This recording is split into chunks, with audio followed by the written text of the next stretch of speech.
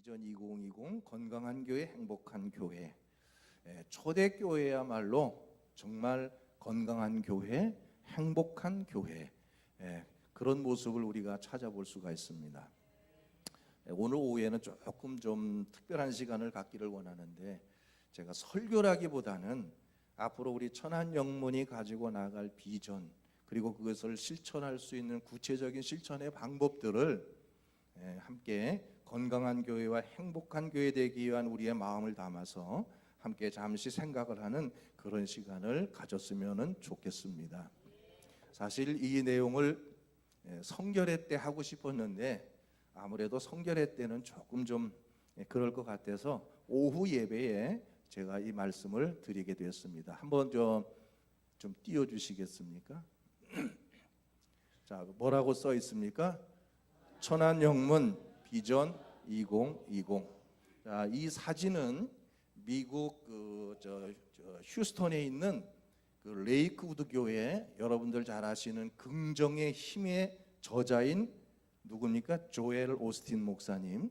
그 목사님이 심우하시는 레이크우드 교회입니다. 이거 제가 가서 직접 찍은 거예요.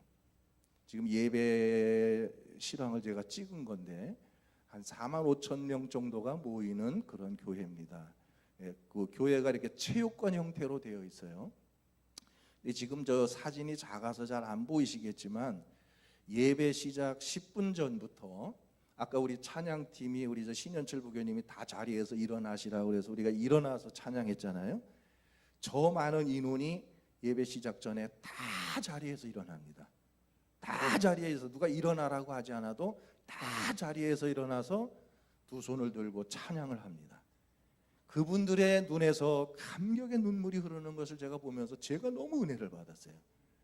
저는 그 교회 가기 전까지만 해도 미국 사람들은 상당히 이성적이라서 아주 교회가 냉랭할 줄 알았어요. 근데 전혀 제 생각과는 다르게 교회가 얼마나 뜨거웠는지 몰라요. 시작부터 이분들은 그냥 감격해서 두 손을 들고 막 찬양하는데요, 막 그 감격의 눈물을 흘리는 모습이 보는 우리에게 너무 은혜가 됐습니다. 저 꽉 찬 모습 보이시죠? 저 모습이 바로 천안영문의 모습이 될 줄로 믿습니다. 할렐루야. 저기 빈자리가 없이 가득 채워져 있는 모습이 여러분의 비전이 되셔야 된다는 거예요.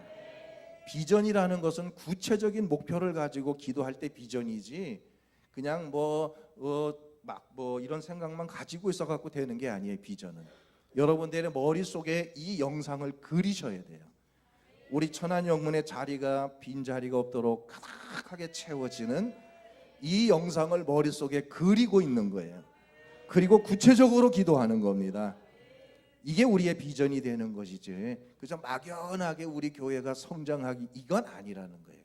여러분 저 그림 보시면서 저거는 우리 천안영문의 모습이다, 가득히 채워진 것이 바로 우리 교회의 비전이다, 여러분 이렇게 생각하시고 기도하시기를 바라요. 넘겨주십시오. 자, 건강한 교회와 행복한 교회가 되려면 우리가 이러한 커다란 세 가지의 목표를 가지고 달려가야 되는데, 이미 우리가 너무 잘 알고 있는 내용이죠. 여러 차례 말씀드렸기 때문에 함께 읽어볼까요? 시작. 모든 성도를 예수의 제자로 양육하는 교회, 그 다음에 평신도가 중심이 되어 사역하는 교회, 세 번째가 지역사회를 섬기며 봉사하는 교회. 아멘. 자, 여러분들은 이것을 이제부터 외우셔야 됩니다. 여러분의 머릿속에 딱 각인을 시키셔야 돼요. 제가 그 미국의 한 교회를 갔더니 들어가는 입구에서부터요, 그 현관에서부터 그 베트남 사진이 쫙 붙어 있어요. 베트남 사람들의 생활상이 그려진 것 혹은 사진 이런 것들이 온통 교회가 베트남 그 사진 또 그림들로 도배가 되어 있어요. 너무나 이상했습니다. 미국 교회가 왜 베트남 이런 사진과 그림이 많이 있을까 물어봤어요. 왜 이렇습니까? 그랬더니 그 담임 목사님이 하시는 말씀이, 우리 교회는 베트남 선교를 비전으로 갖고 있는 교회입니다. 그래서 성도들이 교회에 문을 들어서는 순간부터 베트남을 생각하고 베트남을 기억하고 베트남을 위해서 기도하게 하기 위해서 이렇게 했다는 거예요. 머릿속에 새겨지고 마음속에 새겨지고 그 비전을 놓고 기도할 때 그런 비전들이 이루어지게 된다는 거예요. 그래서 여러분 우리가 이 세 가지 여러분 머릿속에 딱 기억하시면 좋겠어요. 우리가 가능하다면 이런 것들이 이제 현수막으로 만들어져서 교회 요소요소에 딱 붙여놔서 우리 교회의 핵심 가치는 이거고 우리가 목표하는 것은 이거고 우리의 비전은 이것이고 이런 것들이 교회인들에게 각인이 되어져야 하나의 목표를 향해서 달려갈 수가 있다는 거죠. 저는 이걸 이렇게 이야기하고 싶습니다. 모든 성도를 예수의 제자로 양육하는 교회. 1년에 숫자가 많지는 않지만 열심히 제자 훈련을 함으로 인해서 우리 천안영문의 모든 성도들을 제자로 세워나가는 이 일을 우리가 열심히 하겠다는 겁니다. 그 다음에 평신도가 중심이 되어서 사역하는 교회. 여기 길어서 제가 사실은 조금 뺐습니다. 이렇게 말하면 돼요. 평신도가 중심이 되어 신바람나게 사역하는 교회. 할렐루야. 평신도들이 신바람이 나서 사역하는 교회가 되어야 된다는 거예요.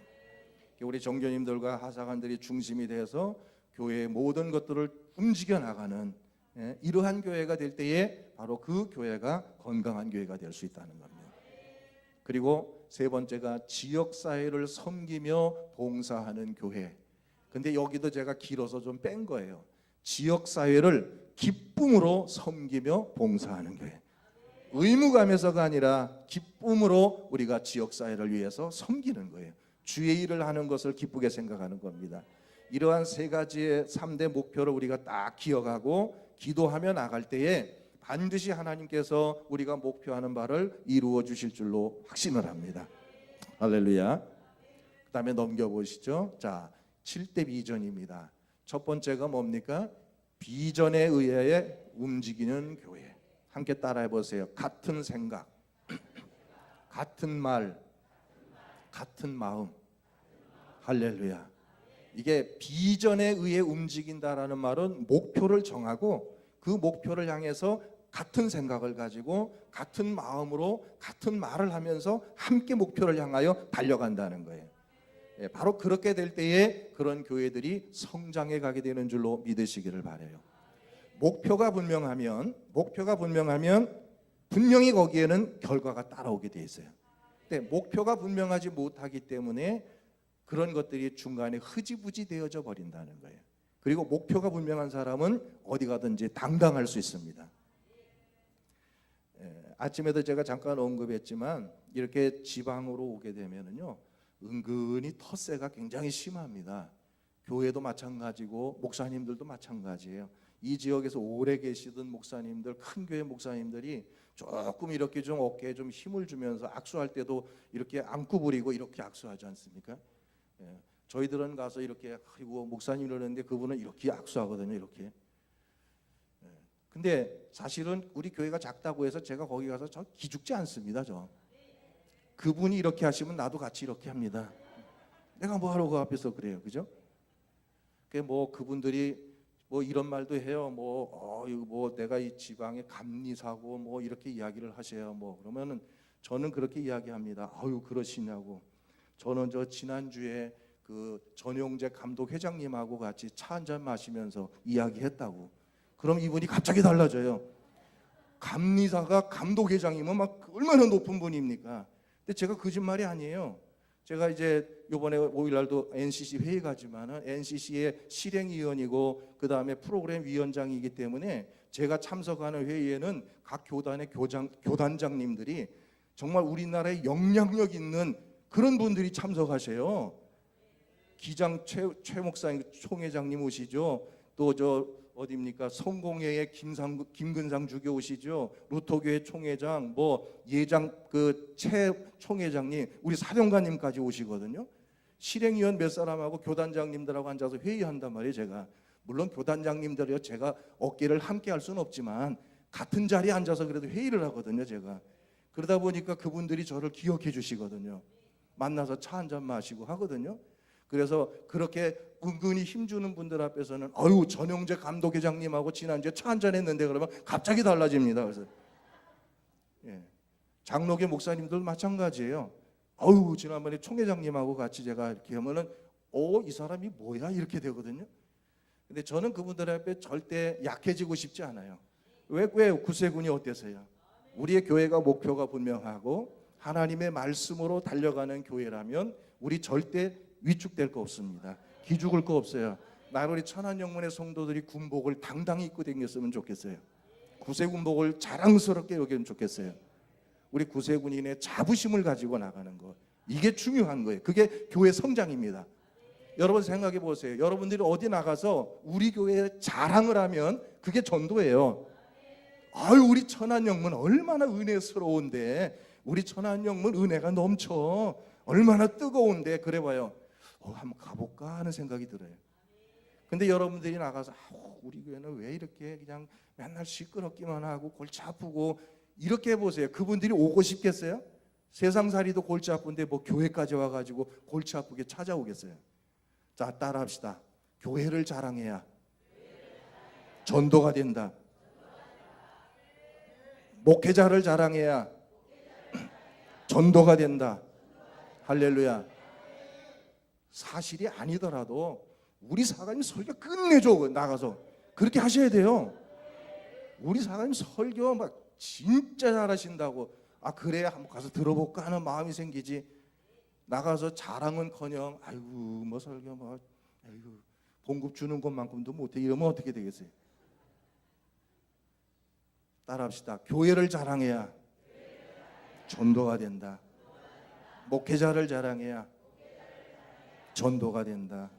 할렐루야.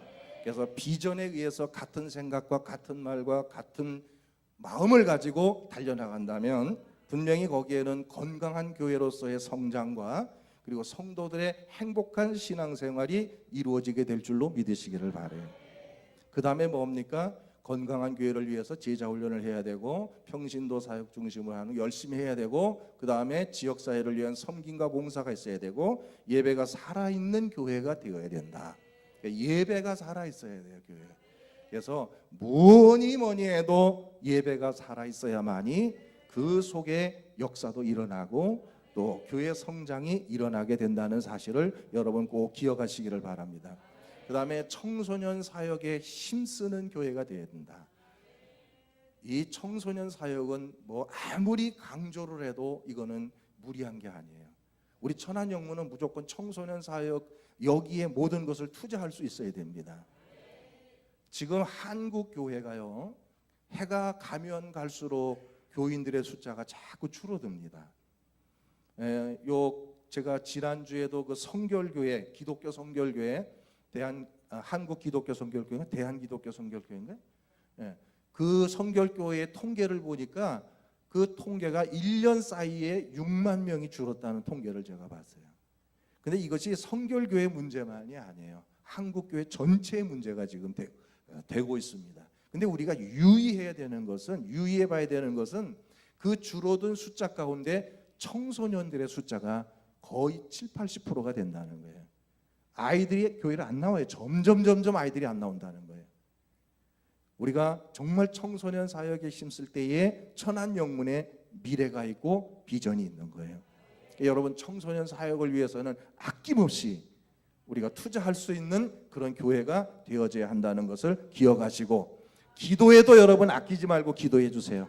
청년부를 위해서, 우리 주일학교 선생님들 여기 계신데 주일학교 선생님들 위해서 기도해 주시고, 학생회를 위해서 기도해 주시고, 청년부를 위해서 기도해 주세요.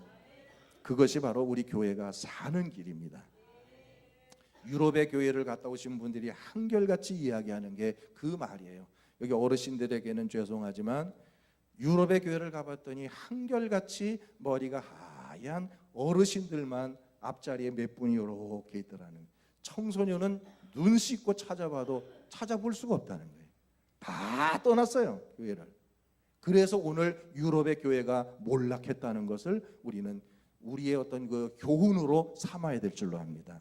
청소년이 떠나는 교회가 되어서는 안 됩니다. 청소년들이 찾아오는 교회가 되어야 돼요. 할렐루야. 그래서 청소년 사역에 힘쓰는 교회, 청소년 사역자들을 열심으로 양육하는 교회가 되어져야 된다는 겁니다. 그 다음에 역동적인 소그룹이 활발하게 움직이는 교회가 되어야 된다. 한 10년, 12, 13년 전에 제가 그 천안영문에 대한 이야기를 이단주 상한한테 들었어요.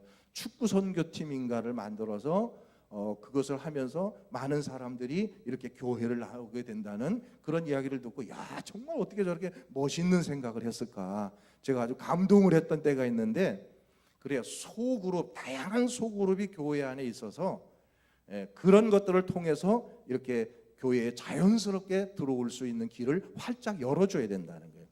이제 그 뒤에 제가 말씀드리겠지만 사이드 도어라 그럽니다. 연문을 많이 만들어 놔야 된다는 거예요. 그러니까 예배라고 하는 그 한 문만을 통해서 사람들이 들어오기를 기대하지 말라는 거예요. 작은 문들을 많이 만들어 놔서 어떤 문으로든지 그가 들어오기 쉬운 문으로 들어올 수 있도록 사이드 도어, 작은 문들을 많이 만들어 두라는 거예요. 축구 선교부를 통해서도 들어오고 등산팀을 통해서도 들어오고, 이러한 작은 소그룹들이 있어가지고 그런 것들을 통해서 자연스럽게 부담 없이 예배까지 나올 수 있도록 그런 길들을 만들어 주라는 거예요. 이것이 바로 역동적인 소그룹 교회입니다. 그래서 지금 우리의 비전이 7가지인데 이것을 우리가 한 가지 한 가지 이제 실천을 해 나가야 될 줄로 믿습니다. 여러분들이 먼저 이 부분을 확신 꼭 기억하시고 같이 하나의 목표를 가지고 달려갈 수 있게 되기를 주의 이름으로 부탁을 드립니다. 넘겨보세요. 자, 건강한 교회로 성장하기 위한 첫 걸음은 뭐냐? 한번 따라합시다. 전도하는 교회가 되어야 된다. 자, 이것은 설명할 필요가 없습니다. 교회가 존재하는 목적은 전도하기 위한 거예요. 교회가 이 땅에 존재하는 목적은 전도해서 이 땅의 모든 사람들을 다 영혼 구원을 하기 위해서 교회가 이 땅에 존재하는 거기 때문에 뭐 이거는 따로 설명이 필요 없을 것 같습니다.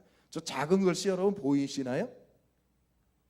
보이시나요? 함께 읽어볼까요? 시작. 전도는 예수 그리스도의 지상 명령이며 하나님의 강력한 소원이고 또한 건강한 교회의 출발점이다. 아멘. 우리 모두가 전도에 힘을 써야 되는 이유는 뭐냐? 예수님의 마지막 유언의 말씀이기도 하고 하나님의 명령이기 때문에, 그리고 하나님의 소원이기 때문에 우리가 전도하는 일은 게을리해서는 안 된다는 거예요. 자, 제가 전도하고 가로하고 선교 이렇게 했습니다. 여러분에게 질문 하나 해보겠습니다. 전도와 선교가 뭐가 다를까요? 전도와 선교가 뭐가 다를까요?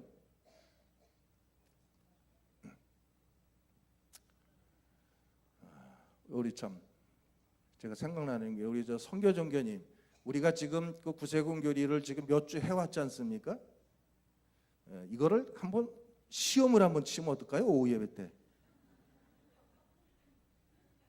사실 오늘 시험을 칠까 하다가 오후 예배 안 드리고 다 가실까봐 지금 제가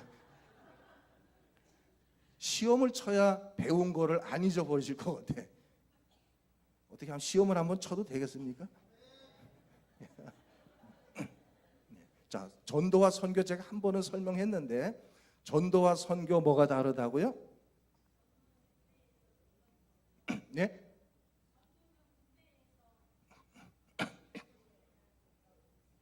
예, 우리 자선단장님이 말씀하셨는데 제가 사관학교에 강의를 하러 가서 학생들에게 물어봤어요. 전도와 선교가 뭐가 다르냐 그랬더니 지금 단장님이 하신 말씀 그대로, 예, 전도는 국내에서 하는 것이고 선교는 외국에 가서 하는 겁니다. 이렇게 대답을 하더라고요. 근데 여러분들이 이거 전도와 선교에 대한 개념을 분명히 이해를 하셔야 됩니다. 전도라는 것은 말 그대로 우리의 입으로, 우리의 말로 예수 그리스도의 복음을 상대에게 전하는 것을 전도라고 이야기해요. 도를 전한다 그 말이에요. 예수님을 전하는 것이 전도예요. 그러면 선교는 뭐냐? 선교는 말로 예수를 전하는 게 아니라 우리의 삶으로 예수를 전하는 거예요. 이해가 되세요? 자, 우리나라 선교 초기에 외국인 선교사들이 한국에 들어와서 제일 먼저 한 일들이 뭐예요? 오자마자 예수 막 전했습니까? 아니죠. 병원을 세우고 학교를 세우고 이렇게 해서 그들을 섬기면서 어떻게 했어요? 자신의 삶으로 예수를 증거했죠. 그래서 선교라고 하는 것은 우리의 삶을 통해서 복음을 전하는 것을 선교라고 말하는 거예요. 지금도 우리나라의 선교사들이 외국에 나갈 때 그냥 가서 예수 믿으세요 못 하거든요. 예수 믿으세요 했다가는 뭐 붙잡혀가니까 뭘 합니까? 태권도 가서 가르칩니다. 태권도를 가르치면서 예수의 사랑을 가르치죠. 또 목수 기술을 가지고 가서 그들에게 가르칩니다. 그렇게 해서 삶으로 그들에게 하나님의 사랑을 발견하게 만들어주고, 그래서 삶으로 복음을 전하는 것, 이것이 바로 선교인 줄로 믿으시기를 바라요. 그래서 여러분의 가정에 여러분들이 삶을 통해서 가정의 선교사들이 되셔야 된다는 거예요. 할렐루야. 자, 이렇게 우리가 전도하는 교회가 되어야 된다. 넘겨보세요. 그래서 전도하는 교회, 전도에 힘쓰는 교회 쭉 넘겨주세요. 쭉. 예. 전도를 최우선의 목적으로 삼는 교회. 예. 뭐 이건 뭐 다른 설명 필요 없습니다. 그 다음에 2번 함께 읽어볼까요? 교회 안보다는 교회 밖을 바라보는 교회. 이게 무슨 말이냐면 우리는 다 구원받은 백성들입니다. 그렇죠? 우리 구원받은 것을 감격해하면서 우리들끼리 모여서 기쁘다고 박수치고 하고만 있을 게 아니라 그 말이에요.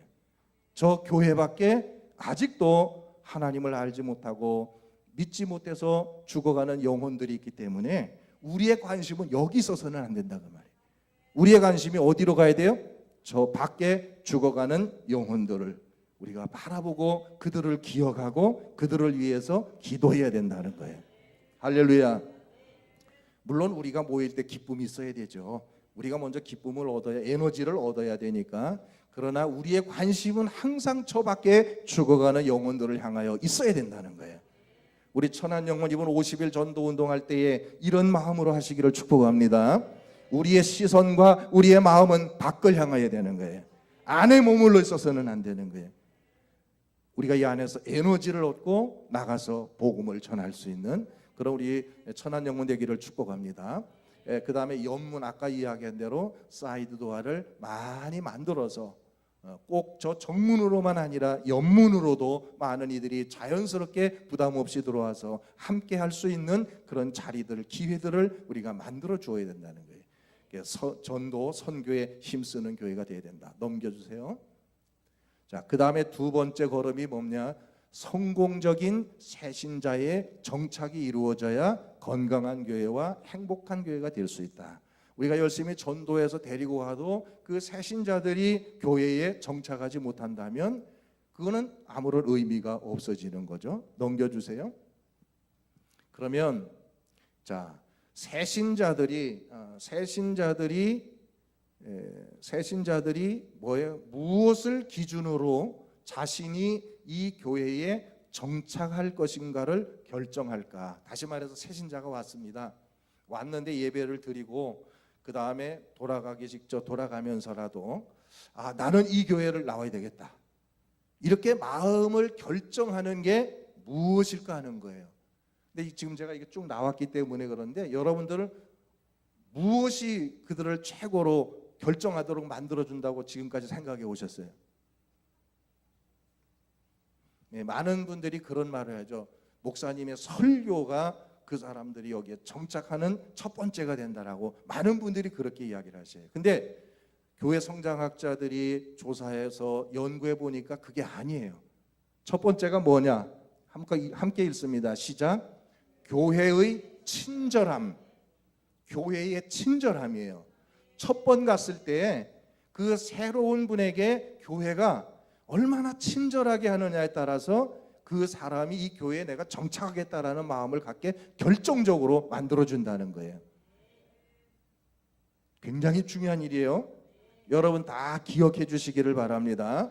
우리가 예배를 마치면 새 가족이 나왔을 때에 새 가족 우리가 환영하고 축복하는데 그걸로만 끝나서는 안 된다는 거예요.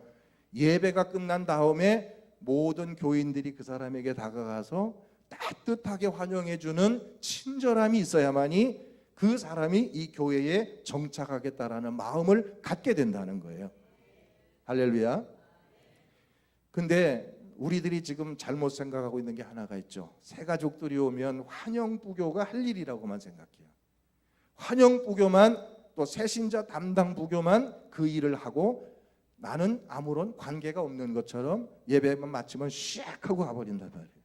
그게 아니라는 거예요. 새로운 가족이 왔을 때는 누구나를 막론하고 다가가서 환영한다고, 정말 환영한다고, 잘 오셨다라고 손 한번 잡아줄 수 있고 등 한번 두들겨 줄 수 있는 그런 교회의 친절함이 그 사람이 이 교회에 정착할 수 있는 마음을 갖도록 해준다는 거예요. 여러분, 이 일을 꼭 감당해 주시기를 부탁합니다. 환영부교, 새신자 담당 부교에만 맡기지 마시고 이 사명은 우리 모두에게 주신 것이라고 생각하시고 다가가셔서 친절하게 환영해 주십시오. 그의 마음이 감동될 줄로 믿습니다. 그 다음에 뭡니까? 성도들의 관심 정도에 따라서, 지금 제가 설명드린 것이 같은 의미예요. 그 다음에 세 번째가 뭐냐? 교회의 환경이에요. 환경. 교회가 잘 정돈되어 있고 깨끗한 환경, 여러 가지로 편리한 환경이 마련되어져 있을 때 내가 이 교회에 나와야 되겠다라는 생각을 가지게 된다는 거예요. 자, 여러분 아마 여러분들도 잘 아실 거예요. LA에 있는 크리스탈 처치 수정교회라고 하시면 아시죠? 수정교회.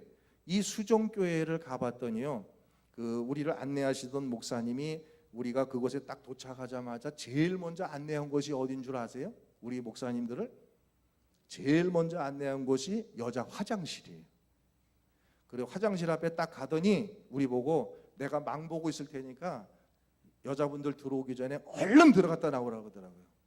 그래서 들어가 봤어요. 들어갔는데 정말 놀란 것은 그 수정교회 여성 화장실, 여자 화장실이 최상급 호텔의 화장실보다도 더 잘 돼 있어요. 너무너무 잘 돼 있어요. 화장실이 뭐 깨끗한 것은 물론이고 그 안에 편의 시설이라든가 뭐 물건 하나하나까지도 아주 좋은 것으로 다 만들어 놨어요. 그리고서는 나오라고 그래서 나갔더니 남자 화장실 들어가 보라고 그래서 남자 화장실 들어갔더니 남자 화장실은 우리 천안영문 화장실하고 똑같아요. 별 차이가 없어요. 왜 그렇게 했느냐 그랬더니 여성들에게 있어서의 화장실은 단순한 어떤 용변을 처리하는 장소 그 이상의 것이라는 거예요. 그 안에서 화장을 고치고 아이들을 뭐 해주고 케어해주고 뭐 여러 가지의 용도로 화장실이 사용되기 때문에 그 환경을 깨끗하게 만들어 놨을 때 여성들이 거기에 와서 감동이 되면 남편들 다 데리고 온다는 교회로. 그래서 그 화장실을 그렇게 아주 너무 잘 만들어 놓은 곳을 보고, 그래서 저도 와가지고 뭐 그렇게 좋지는 않지만 하여튼 화장실을 깨끗하게 꾸미려고 굉장히 노력을 했어요. 여러분, 이런 환경 하나가 새 가족들, 새 신자들이 이 교회에 내가 정착해야 되겠다라는 마음을 결정하게 만드는 그러한 근거가 된다는 거예요. 할렐루야. 그렇게 해서 우리 환경을 잘 관리하는 것도 중요하고, 어떤 것들이 새 가족들의 마음을 감동 줄 수 있을까 연구하는 것도 우리에게 필요할 줄로 알아요. 네 번째, 그 다음에 뭐예요? 감동과 감격이 있는 예배. 그러니까 설교가 아니라는 거예요. 우리들은 지금까지 목사님의 설교가 좋으면 다 막 오를 줄 알았더니 그게 아니라 이 앞에 것들이 처음 교회 온 사람들에게 더 큰 영향을 미친다는 거예요. 그리고 나서 역시 예배는 감격이 있을 때에 새신자들이 거기에 정착하게 된다는 겁니다. 그렇게 새신자들이 감격할 수 있는 예배, 설교와 찬양과 기도가 뜨거워야 되고, 감격이 있을 때 그 사람들에게 감동이 될 수 있다는 것이죠. 저는 우리 교회가 이러한 감격이 있는 예배가 되기를 축복합니다. 넘어가 보세요. 넘겨주세요. 자, 새신자들은 교회의 친절함을 언제 결정할까? 언제 결정한다고 생각하십니까? 여기 한번 읽을까요? 시작. 예배 끝난 직후에 10분. 10분입니다. 10분. 우리가 그 세월호 사건 이후에 유행하는 말이 뭐죠? 골든 타임. 소위 골든 타임이에요. 예배 끝나고 10분이 그 새신자가 우리 교회에 정착할 것인가 아닌가를 결정하는 골든 타임이라는 거예요. 그러니까 그 시간에 최대한 친절을 베풀고 관심을 가져주고 그가 감격할 수 있도록까지 우리가 해주어야 그 시간에 내가 이 교회에 정착하겠다라고 결정을 하게 된다는 겁니다. 그러니까 여러분들의 역할이 크다는 것을 꼭 기억해 주시기를 바라요. 그래서 담임사관만이 하는 일도 아니고 환영부교와 새신자 담당 부교만 할 일이 아니라 여러분 모두가 새가족에게 관심을 가져주셔야 된다는 거예요. 자, 그 다음에 넘겨보세요. 자, 효과적인 새신자 관리를 위해서 새신자가 처음 출석 후에 48시간 이내에 꼭 연락을 해야 된다. 뭐 이건 뭐 상식적인 이야기죠. 연락해야 되는데 그 다음이 중요한 거예요. 그 다음 한번 읽어보세요. 시작. 누가 하라고요? 누가 하라고 그랬어요? 담임사관이 하는 것과 평신도들이 하는 것이 다르다는 거예요. 담임사관이 하는 것은 전화를 받았을 때 받는 사람의 생각이 뭐냐, 이건 그냥 당연한 것, 목회자니까 또 목사님이니까 우리 교회 오라고 전화했다라고 당연시 여긴다는 거예요. 근데 평신도들이 전화를 하면 받는 분이 생각이 달라진다는 거예요. 이 교회는 정말 나한테 관심이 많은가 봐, 이렇게 생각을 하게 된다는 거예요. 그래서 물론 목회자도 전화를 하겠지만 실제로 새로운 가족들이 감동하고 감격하는 것은 바로 평신도들이 전화해 주는 거예요. 그래서 이제 어떤 분이 나왔을 때 한 세 분 정도만 정말로 한 2, 3일 있고 한 주간 동안에 전화를 해서 우리 교회 오신 거 환영해요. 그리고 이렇게 그를 따뜻하게 해준다면 그 사람은 거의 7, 80%가 그 교회에 정착할 수 있게 된다는 것이 바로 이 교회 성장학자들의 이야기예요. 누가 전화해야 된다고요? 크게 하십시오. 누가 해야 된다고요? 이제 큰일 났습니다. 여러분들이 하셔야 됩니다. 물론 담임사관 합니다. 하는데 여러분들이 전화할 때 그분들에게 미쳐지는 영향은 더 크다는 거예요. 할렐루야. 생각해 보세요. 이게 평신도들이 그 사람에게서 우리 교회가 좋다라고 이야기하는 것과 담임사관이 우리 교회가 좋다라고 이야기하는 것은 달라요. 광고 보세요. 광고할 때 그 제품을 만든 사람이 나와가지고 우리 제품이 참 좋다고, 우리 저 성교정교님 의류 뭐 이렇게 하시는데 그거 갖고 와서 이거 참 좋은 거라고 그렇게 하면 사람들이 뭐라고 생각하냐면 자기가 만들었으니까 좋다고 하겠지, 이렇게 해요. 근데 그 물건을 써본 사람이 나와갖고 이거 좋다 그러면 정말 좋구나, 이렇게 된다는 거예요. 그러니까 여러분들이 평신도가 전화해주면 그분들이 참 그 교회는 정말 좋은 교회인가 보다, 이렇게 생각을 한다는 거예요. 자, 누가 전화해야 된다고 그랬어요? 분명히 말씀드렸습니다. 평신도가 전화해야 된다고요. 여러분들이 전화하셔야 됩니다. 그 다음에 새신자들이 교회에 참여할 수 있는 기회를 줘야 된다. 이게 뭐냐면 우리 구세군에서도 이런 부분 한번 생각해 봤으면 좋겠어요. 꼭 부교가 되어야만 어떤 포지션을 주는 것은 참으로 교회 성장에 좋지 않습니다. 새로운 나온 사람이라고 할지라도 그 사람이 가지고 있는 달란트를 빨리 발견하고 그 사람의 달란트를 활용할 수 있는 장을 만들어줘야 된다는 거예요. 참여시키는 겁니다. 참여시켜서 그 사람이 거기에 관심을 가지고 정착할 수 있도록 만들어줘야 된다는 거예요. 교회를 왔는데 내가 있을 만한 포지션이 없으면 그냥 여기 그냥 이렇게 하다가 그냥 결국은 정착을 못하게 된다는 거예요. 그래서 비록 부교 임명을 받기 전이라도 또 병사입 때 전이라도 새로운 신자들이라도 달란트가 보여졌을 때 그에게 어떠한 일을 맡겨주면 그가 정착할 수 있는 확률이 크게 높아진다는 거예요.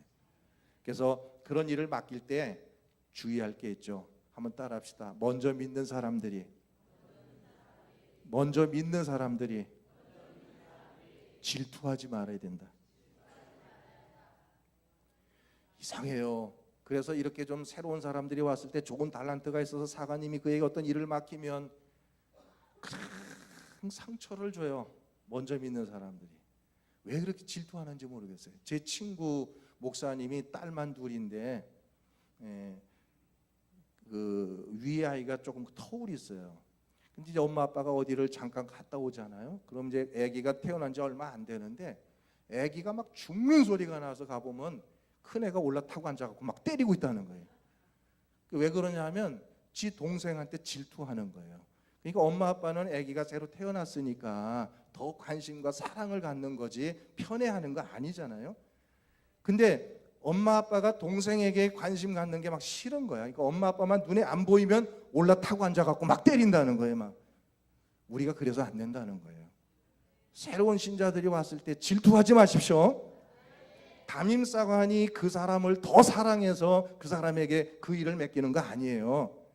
그분이 우리 교회에 정착할 수 있도록 그런 기회를 만들어 드리는 것이지, 먼저 나오신 분들보다 그를 내가 더 관심 있게 담임사관이 그래서 하는 게 아닌데, 이런 것들을 오해하고 질투하고 시기하면 결국 그 사람 상처 주어서 교회에서 쫓아내는 결과밖에 안 된다는 거예요. 따라합시다. 질투하지 맙시다. 질투하지 맙시다. 할렐루야.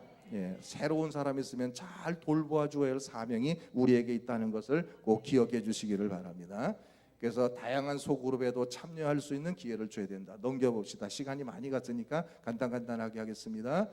정착된 새 신자들의 특징을 보면 몇 가지가 있는데 중요한 것만 말할게요. 교회 안에 친구들이 있는 사람은 정착 확률이 높습니다. 그래서 교회 안에 자기와 함께 할 수 있는 사람 7명이 있으면 그 사람은 95% 정착할 확률이 있다고 성장학자들은 말을 해요. 5명이 있으면은 80%래요. 3명이 있으면은 70%래요. 그러니까 교회 안에 친구가 되어줄 사람이 7명만 있으면 확실하게 붙잡을 수 있다는 거예요. 그럼 교회 안에 어떻게 친구가 7씩 있을 수 있습니까? 친구 되어주라는 거예요. 한 사람이 새로 나왔을 때에 아예 조를 딱 짜가지고, 몇 명이 조를 딱 짜가지고 그 한 사람을 집중적으로 관리를 하라는 거죠. 주중에 전화해주고 안부 물어주고 주일날 왔을 때 다가가서 환영해주고, 이런 일들을 몇 사람만 돌아가면서 해주면 그 사람은 교회에 정착할 확률이 굉장히 높아진다는 거예요. 이거 우리가 충분히 한번 활용해 볼 수 있는 그런 문제인 것 같아요. 어떤 한 분이 왔을 때 몇 사람만 딱 짝을 쪄가지고 주일날 교회 왔을 때 그 사람들이 다가가서 인사해주고 안부 물어주면 한 사람, 두 사람, 세 사람 와서 그러면 얼마나 기분이 좋겠어요. 내가 교회 왔을 때 VIP 대접을 받는 것 같아서 얼마나 기분이 좋겠어요. 그 일을 우리가 해야 된다는 겁니다. 자, 넘어갑시다. 요거는 이렇게 새 신자의 특징은 넘어가고 마지막 이제 봅시다. 건강한 교회로 성장하기 위한 세 번째 발걸음이 뭐냐? 역시 감격과 감동이 있는 예배가 되어야 된다. 저는 이거를 강조합니다. 우리의 예배가 감격이 있고 감동이 있는 예배가 되어야 된다. 그러기 위해서는 먼저 우리가 믿음으로써 정말 감격할 수 있는 그런 신앙이 되어야 되겠다. 자, 넘겨주세요.